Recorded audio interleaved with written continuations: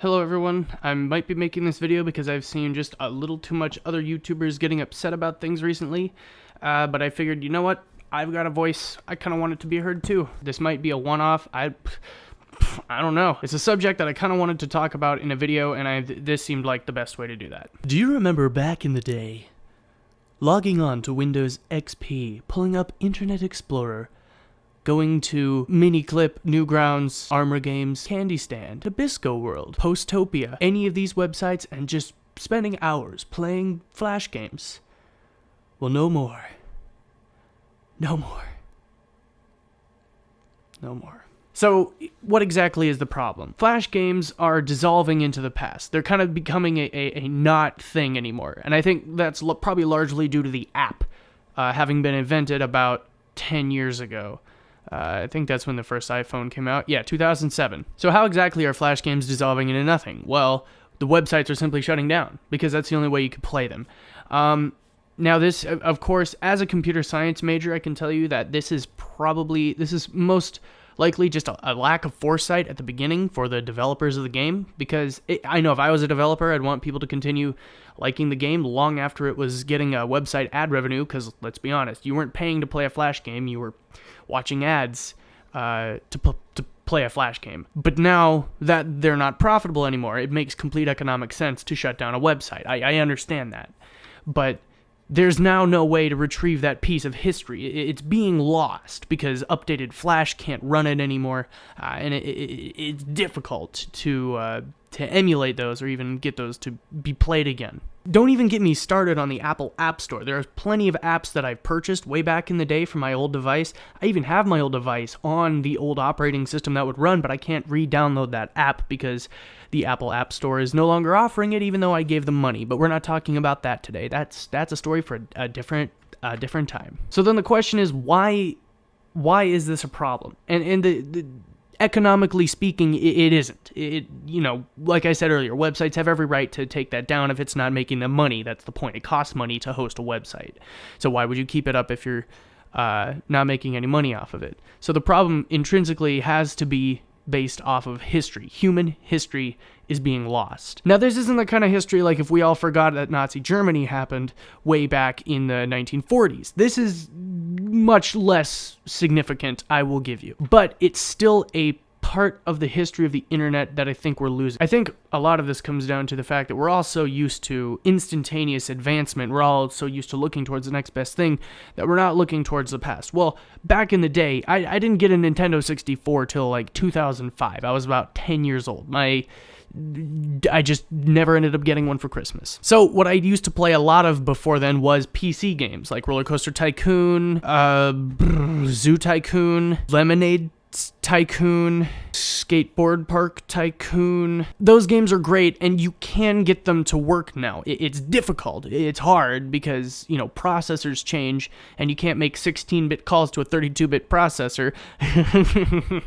It makes sense. And people are making efforts to preserve those video games. There's entire sites for abandonware, where you can download these video games. My fridge just turned on. But the intrinsic problem with Flash games is they're web-based. You can't get them anywhere else. There is no way to play that game otherwise. So it once the website drops it, it's gone. The biggest example that I have of this, and if you've got others, leave it in the comments. But the biggest example I have of this is CandyStand.com.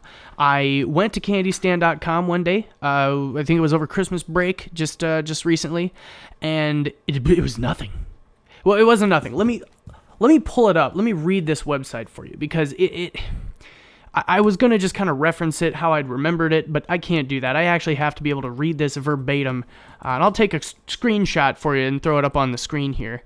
It's loading. It's loading. Yeah, okay, so CandyStand.com switches over to Publishers Clearinghouse, pch.com/games, source equals CandyStand. So maybe they're counting how many times people try to get there via CandyStand.com. So it looks similar enough. I didn't even realize it was different. I just thought they'd changed the name to Publishers Clearinghouse, and I started looking around the games, and I thought, what's all this crap? token games, slots, blackjack, instant win, scratch-off, sweepstakes. This is like a casino, basically, is what they've turned it into. It says up here at the top, "Hey, Candy Stand lovers, CandyStand.com is no longer available." They should have just left it at that. I mean, CandyStand.com was a children's website for kids. Kids were going to CandyStand.com. I'm 22. I get it. I know. Why are you going there? Because nostalgia, basically. But look what it says here. "But you can still play awesome games and win big. Start playing now." Yeah, I came here to play Slipstream, not Tri-Peak Solitaire or Mahjong Dimensions or some other generic puzzle game that is ridiculous. My problem here is not even deception, because clearly they're not deceiving you. It's clear that it's all been changed, that it's not CandyStand.com, but it's the way they try to say, "Hey, here's something else. Maybe you'll like this. I know you were clearly here to play something else, but here's a different thing. Maybe you'll try that." Now, of course, they're going to try to do that. It's a business model. This is another website here to make money. I'm not sure exactly how it works. I haven't signed up because I'm not going to. I would have been more okay with this if there was some semblance of forewarning to it, if that makes any sense. PCH Games Wikipedia. Okay, here we go. So here we are, March 2016, CandyStand.com was discontinued. What? It was just discontinued. Like, there was no announcement. No one said anything. It just changed. It overnight went from CandyStand.com to PCH. Here's the inherent issue that I have with this. There is now no way to access any of those old games. They're gone forever. It's a part of history that is being lost. And I know, it's not important in the grand scheme of things. In the realm of human history, this isn't going to matter that much. Or it is. I don't, what if wars could be fought over anything? So this is the part of the video where I make a call to action. How can this problem be solved? Well, if you like a Flash game online, make an attempt to find out if it's downloadable. If you can save it to your computer somehow, even if you can just get the Flash file, there's got to be a way to emulate a browser and run it from there. But get the Flash file. If you know a way to make it easy, tell me in the comments, because I've looked through quite a few ways, and there's a whole list of games that I want to try to archive now, because once they're gone, they're gone. Now, the caveat to this: once you save a game, and if you figure out how to play it offline, go back to the website and play it through there so that they get that ad revenue, because we want people to know these games still matter. We still want to support the people who developed these games and the people who host these games. This is just kind of how it's going to be with anything, as we saw with the fact that abandonware exists at all. The age of Flash games is coming to a close, or it has. And I understand that the past is something that we do need to let go of, but from the perspective of someone who wants to preserve history, who wants to be able to show, I want to be able to show my kids, hey, this is what I did back in the day.